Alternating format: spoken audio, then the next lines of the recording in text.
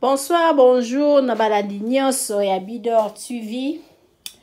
Nande kona bino ya mwasi na kombo ya Bijou d'or. Ama Bijou d'or na vandika aboye, na bite. Tika na mikosala mwa video oyo muke.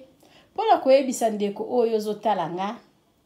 Tala pembeni na yo, année 2023. Ba difficulté nini oyo zalaki nango.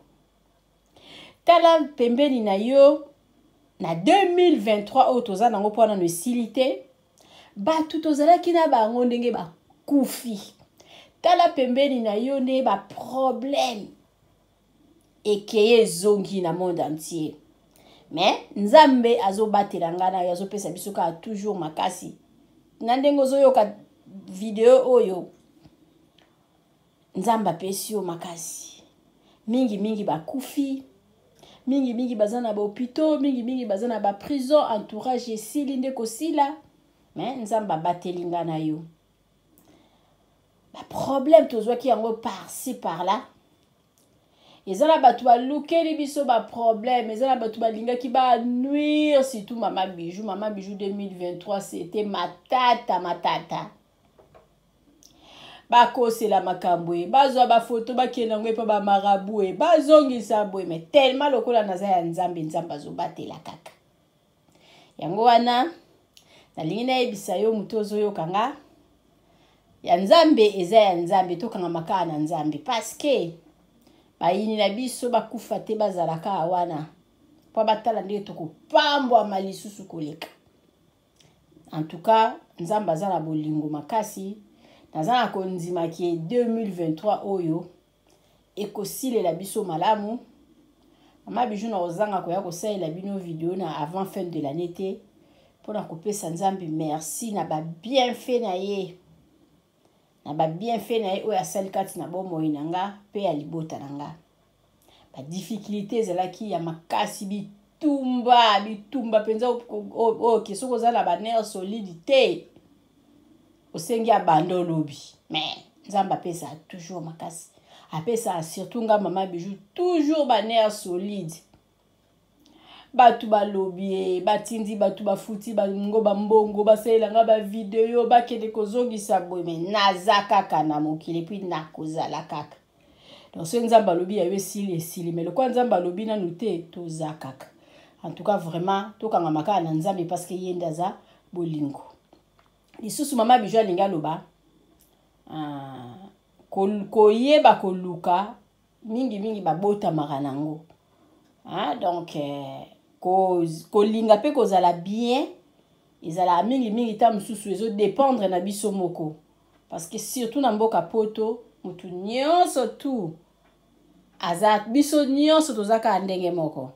Mutaleki muninga azate zakaka organisation. Mama Bijou aloba so ozala posa ya eloko na yo ekende mulayi ekende ezala bien kotisa surie na musala na yo omuna ekosimba. Surtout soki kaka avant olala buka mabolongo na olokola Mama Bijou. Nzamba otika yo te.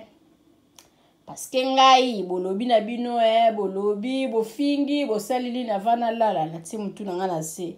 Nabi Nzambe merci. Mutu nyonso to akotimola nga libulu po la nga na dinda Nzambe akundama. Nga na mona ndenge azokundama. Mutu oso otila nga ba piège Nzambe kangaye na kombo na Yesu Kristo. Mama Bijou alobi to kangama na Nzambe parce que yende fin. So kaniseli muninga mabe. Batumi bakansela bato oui azosala boya azana bakisi c'est que ozokokate. Donc ya Nzambe pendeza ya Nzambe parce que Nzambe apambolaka. Et puis bozwi ya Nzambe eyebanaka. Mutu abanzo bose kala neti ba biso ba oyo. Na ba aja muke. Na yebi penza ke wi bakota na kati ya cuisine ozuma kimba na bino kati yango oyo kotekela bapaya na bino moko. Na yebi mwana okende classe na yebi penza ke bazwaka kazi ya koka otie na frigo okangi fungolo ke classe. Donc pona kolanda ka ba deux bouteilles à bénéfice wana depuis kala depuis na tanga. En tout cas bozala toujours na Bidor TV bozala jamais dessus. Mama Bijou le bien en tout cas total atala. Ba entourage na biso ndenge batu bakufi en tout cas Nzamba za bolingo. Balobaka kolala kolamukeza bitidité. Il faut ka tokanga manaye tozala mingi vraiment na attitude ya kosambela parce que sans nzambe mobulu mama Bijou alobi bomona anga mingi ta musu na ba polémique mususu nazokota te parce que naza mutu oyo nayebi ke konuire via mutu ezala péché eza lisumu surtout kosalela mutu propagande ya mabe oyo oza na ota mususu na preuve te en tout cas eza mabe kobebisa réputation ya mutu ka pamba boye eza lisumu mama Bijou lisusu na bakisi vérité eyaka nango malembe suka ekomaka le côté ya vitesse mais ekala quelque part donc ezala batu mususu oza keta mususu olingi lisusu mwasi na yo te olingi lisusu mobali na yo te ofuti penza mbongo ko bengisi penza mutu obiselanga chaîne mutu wana asaleli yo chaîne alobandi kosala siko babiloko mo mpona onuire mwasi na yo mais po obimisa ta mususu vérité wana ozokoka te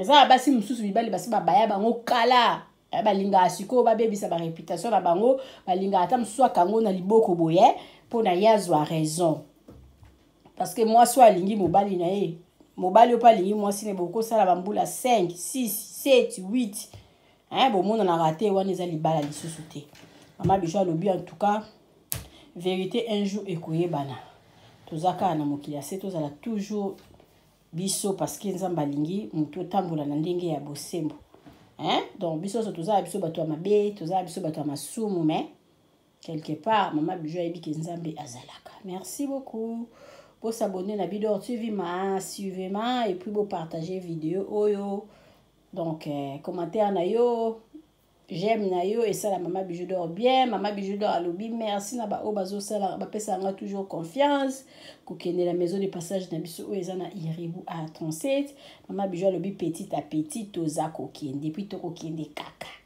en tout cas bo benganga pona ba réservation à maison de passage na bino o ezana matonge na Iribu na tie numéro na nga na suka na zo zelande ko oyo lingo kende Congo benga mama Bijou pono sala réservation ya maison de passage na biso ba chambre salon tozala nango penza mingi te yango na vomi ezala toujours occupé et puis ba appartement na biso to sala ka ba publicité nango à partir à 15 et donc à partir à 14 jours tozala na $15 wana pe vomi ezana nango pe mingi te ezala toujours plein yango la benganga et sala réservation na yo avant pona ozwa place na maison de passage na biso na maison de passage na biso tozana restaurant toza na boutique toza na tout kala mingi te tokoma na salon de coiffure mama Bijou alobi ande musala bayo.